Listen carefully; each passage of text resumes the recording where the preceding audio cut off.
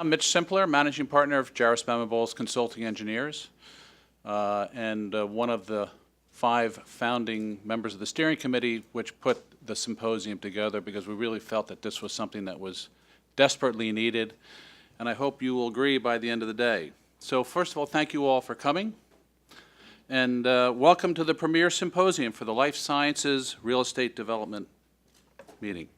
This is going to be a very interesting, educational, and exciting day. This is where the New York real estate community meets the New York science industry and reimagines the future of New York City through biology. We have a terrific response to the creation of the symposium, as evidenced by the crowd here today, and I really want to especially thank our sponsors, our press partners, and our association sponsors for supporting this effort and all the hard work they've put in into making this symposium a success. First, we'd like to thank our 2018 gold sponsor, Alcos Manfredi. Raise your hand. Our other silver sponsors are CBRE, Hines, Perkins Eastman, Onyx, Perkins & Will, Boston Properties, SL Green, Related, and Vornado Realty Trust. I'd also like to thank Zetlin & DiChiara for being today's AV sponsor, McNamara Salvia for sponsoring the giveaway bags, Jack L. Gordon Architects as our lanyard sponsor, and finally Milrose Consultants, who is the break sponsor.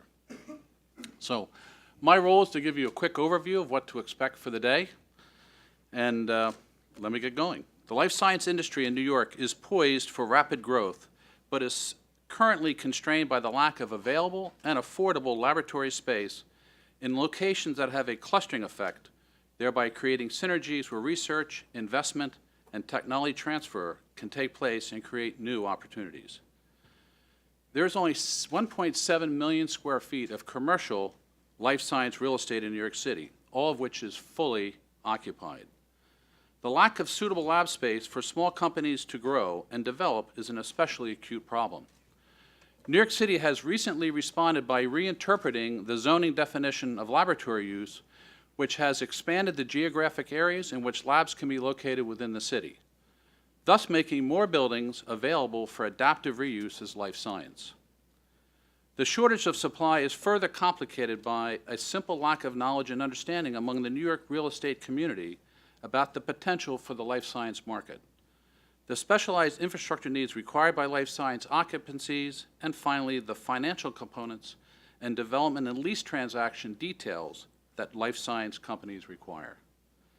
Today's symposium is specifically and intentionally designed to educate and enlighten the New York real estate community about the key drivers of the life science industry in New York City, as well as the challenges. The symposium is especially timely since New York City Economic Development Corporation is in the midst of evaluating proposals to establish a new life science hub somewhere in New York City.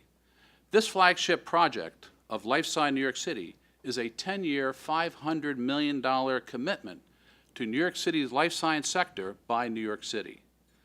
There's also a number of recent and important developments that will increase demand for life science space for the coming years.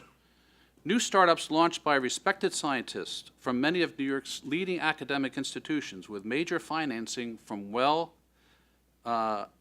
established venture capital investors will require significant expansion space in the coming years. Firms like Calliope, Quintus Therapeutics, Petra Pharma, Lodo Therapeutics, and Kyra Therapeutics are just a few of these emerging companies. As an example, 2 new incubators, J Labs at New York City and BioLabs of New York, both located in the Hudson Square neighborhood, are expected to graduate over 60 new startup companies within the next 2 years. So on to the agenda. We have a full day scheduled, which is packed with terrific speakers from both the real estate and life science communities. Throughout the day, we will be exploring the progress and potential that New York has to fuel the growth of the life science sector and establish New York as a major life science cluster akin to the powerhouses of Boston and San Francisco. Today's symposium will consist of 2 keynote speakers and 6 panel discussions, each moderated by a prominent New York City real estate developer or a prominent service leader. We start out with our keynote address, giving an overview of what's happening in the life science industry and why it is so important to grow and support this sector in New York. We then move on to examine the implications of current life science developments for New York City. Where does New York stand versus its competitors in the life science cluster market? What is New York City EDC's vision for the Applied Life Science Hub and other programs? This session will also explore the nuts and bolts of developing life science space, such as site selection criteria and required building characteristics. Finally, this session will explore what life science development could mean for one representative neighborhood in the city, namely Hudson Square. The next session has several leading developers and architects who will discuss what New York City can learn from the competition and why the life science industry is so interested in New York now. Then, a building owner will lead a conversation with an executive from an academic medical center about how these centers for research and clinical care have created millions of square feet of state-of-the-art, world-class facilities in challenging and constrained urban environments. Then the symposium will switch gears from the real estate perspective to the life sciences perspective with a bridge presentation by our second keynote, an internationally renowned artist who creates light sculpture installations. Jesus. For those of you who know me, I really don't read well. But this is too important. I can't ad-lib it. I took a break. So, our second keynote, an internationally renowned artist who creates light sculpture installations around the world and in New York City, inspired by natural environments, architecture, and technology. She will discuss reimagining New York City using biology. Several speakers will then address several of the new and emerging fields in the life sciences that are likely to drive future growth, not only in the development of new drugs and personalized medical treatment, but also in design, new materials, energy, agricultural, chemicals, and bioremediation. During the next panel, more mature companies will discuss the unique life science real estate requirements that stem from unique science that they are pursuing or products that they are developing. The challenges of finding appropriate life science space and the competitive pressures from surrounding life science clusters will be discussed. We will then explore 3 cases for adaptive reuse of existing facilities with a range of experts who worked on these 3 projects and what it took to make them successful in New York City. The symposium will conclude with the introduction of a new membership and programming initiative called New York City Builds BioPlus. This symposium is intended to be the first in a series of meetings along with other relevant activities that the New York City life sciences and real estate development communities will pursue together. And we'll discuss that at the final panel session. Last but certainly not least, at the end of the day, my favorite, wine, cheese, and hors d'oeuvres. And more importantly, give us a chance to reflect about what we learned and what we need to learn and where we go from here. So relax, listen, and be entertained. So next, I'm going to introduce our first keynote, wherever she is. There she is. Nancy Kelley. It's my pleasure to introduce Nancy J. Kelley, someone who has played a leading role in the design, development, and build-out of much of the commercial life science space built in New York City. She is the president and chief executive officer of Nancy J. Kelley and Associates, a firm that specializes in building things that matter for science and medicine. The firm specializes in 5 major areas. First, the creation of game-changing institutions like New York Genome Center, the Center of Excellence for Engineering Biology, GP Wright, and the Biodesign Challenge, just to name a few. Second, the design and development of construction of life science environments. Third, the evaluation of cutting-edge technologies. Fourth, the engagement of the local community through workshops and major meetings just like this one. And finally, through groundbreaking research, including the very first life science real estate report to compile information and statistics on the global life science real estate market. Previously, Nancy served as the founding executive director of the New York Genome Center. Her other leadership history includes work in scientific institutions, life science companies, life science real estate development. She was a leader for the team that won the highly competitive selection process to develop East River Science Park. She has overseen major development projects for clients such as the National Institutes of Health, Johns Hopkins University, MIT, and the Boston University Medical Center. Ms. Kelley has served on the boards of the New York Genome Center, the Jackson Laboratory, Beth Israel Deaconess Medical Center, and the Whitehead Institute in Boston. Her talk today is entitled, "The 21st Century Will Be the Century of Biology." Nancy?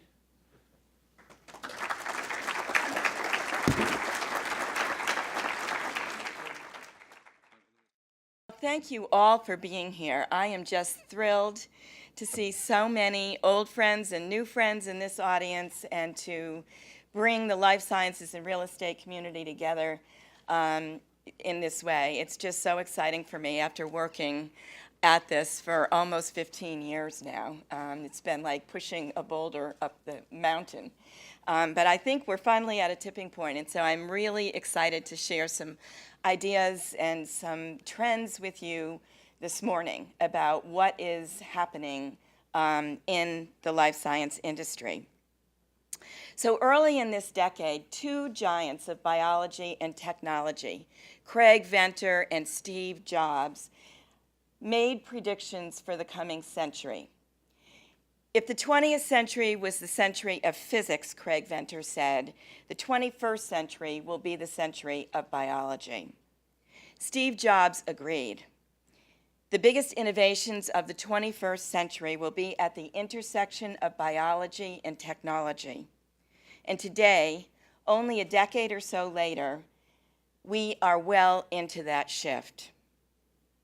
Many refer to the changes that we're experiencing right now as a fourth industrial revolution that is characterized by a fusion of technologies that is blurring the lines between the physical, digital, and biological realms.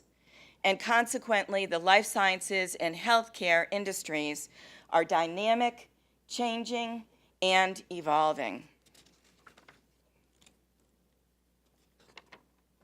The industry is being driven by rapid technological change. Some examples of this are high-throughput next-generation sequencing, which reads the genome to determine your personal genetic makeup. The convergence of computational modeling, bioinformatics, data, artificial intelligence to compile large data sets and find patterns. Engineering biology, where scientists are actually writing DNA in silico and then producing it using automated synthesis and design assembly techniques. New tools and software that are accelerating and expanding the pace of change. Examples, multiplex automated genome engineering, or MAGE. Some of you may have heard of CRISPR-Cas9, which is a gene editing tool, and 3D printing. All of this is causing big shifts in the scientific environment. We have increasingly complex scientific problems that require multidisciplinary teams and multiple institutions. The rigid hierarchical laboratory structure is breaking down in the face of technological change and financial constraints. There is now no clear path for large numbers of young postdocs who are anxious to join startups, creating a ready labor pool. And there's increasing numbers of non-academic scientists who are available for employment in the industry. Many of these have just come from big pharma. Blended funding mechanisms are emerging. Big science is no longer dependent on government funding alone in the face of declining funds for basic research. Funding now comes from a variety of sources: philanthropic, private, academic, and public. Examples of this are the Science Philanthropy Alliance, where 6 foundations have set a 5-year goal of increasing funding for basic research by $1 billion annually. The Faculty Scholars Competition, where Gates, Simons, and the Howard Hughes Foundations gave $148 million over 5 years to fund promising early-stage researchers. And finally, a trend we've all heard about is billionaires that are funding science, including Gates, Zuckerberg, and Schmidt in the forefront. There are similar shifts taking place in the pharma environment. Expiring patents and the need for innovation have spawned waves of restructuring, downsizing amidst big pharma. With the introduction of precision medicine, we're witnessing a shift from population to personalized medicine, with a focus on small, flexible projects versus the large-scale, fully integrated R&D and manufacturing projects that we saw before. And this has created a power shift from large pharma to smaller, more entrepreneurial biotechs that alters the space equation for life science. We also have a focus on more specialized diseases with smaller number of patients that versus the large mass blockbuster drug approaches that we saw in the past. And this means smaller, more targeted clinical trials for the future. All of these changes have resulted in new ways of working. Scientific discovery is no longer dependent on a single scientist that is working in a lab surrounded by a group of postdocs and working on a single problem for publication. The new paradigm is all about outsourcing and innovation. And you can see automation and outsourcing of basic laboratory functions in companies like Emerald Cloud Laboratories, Zymergen, Transcriptics, all of which are located on the West Coast. And then you have virtual global laboratories like Science Exchange, which is making use of excess capacity in experienced laboratories around the world, also on the West Coast. Crowdsourcing. This is the process of obtaining needed services, ideas, or content by soliciting contributions from a large online community. And there are platforms for funding, problem solving, freelancing, you name it today. And the DIY movement is democratizing science. These are citizen scientists that are seeking knowledge and expertise in biology. And we have the first community lab that was the forerunner of this movement, GenSpace, here in New York City, and they'll be speaking this afternoon. And finally, breakout labs, which link scientific innovators with a network of investors, advisors, and partners. This is very similar to Y Combinator and IndieBio, who you might have heard of. These disruptive new technologies and emerging trends are transforming both life sciences and healthcare, fusing biology, engineering, design, and manufacturing. Some examples. Advanced diagnostic testing. Multi-analyte panels are replacing single analyte panels, resulted in targeted treatments for patients. Precision medicine. Shift from a one-size-fits-all to targeted treatments based on a person's genetic makeup. Synthetic biology. Scientists are writing DNA to create new life forms and recreate naturally occurring compounds that are hard to obtain or in short supply. And Modern Meadow is an example of that, and they'll be speaking this afternoon. Tissue engineering combines scaffolds, cells, and biologically active materials into functional tissue. Epibone will speak to you about that this afternoon. And point-of-care diagnostic technologies. These are highly mobile, simple-to-use devices that are implemented by lower-skilled health workers and delivered directly to poor populations in third world countries for better access to care in cases of HIV, tuberculosis, and malaria. And finally, wearable technologies. We probably all have some on today, which focus on wellness and monitoring to assist individuals to maintain precision wellness. All of these changes are opening up new markets for biological innovation in agriculture, chemicals, bioremediation, energy, advanced materials, fashion, and direct-to-consumer healthcare. I would predict that in 50 years, many of the products that we use will have a biological component to them. And these will be products as varied as apparel, footwear, our homes, automotive, and architecture. These changes will significantly influence where life science is located, as well as the nature of employment over the next century, giving New York City the opportunity to regain ground on powerhouse life science clusters like Boston and San Francisco. And the reason for this is that New York City has the enviable position of pairing world-class academic centers with leading institutions in the fields of design, finance, food, media, technology, and philanthropy like nowhere else in the world.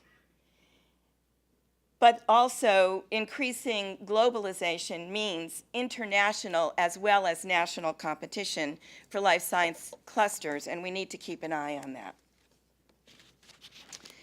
In addition to the traditional lab requirements, these market changes will require new workplace types and new real estate configurations, from shared workspaces, rentable, flexible lab benches, automated, virtually accessible labs, to industrial scale-up and fermentation. The emphasis is on collaboration and interaction between biology and other disciplines, and New York will need the spaces that foster that. Community meetups, galleries, events, test kitchens, open houses, workforce training, town halls, creative residencies. And finally, during the century of biology, the intersection of biology and technology plays to New York City's strengths, creating a large economic opportunity that this city should not miss. Let's develop a life science ecosystem truly reflective of New York City's diversity and resources, utilizing all of the potential and strength. That is really why we're here today, to explore all of these concepts together and to re-envision New York City using biology. So thank you very much for being here.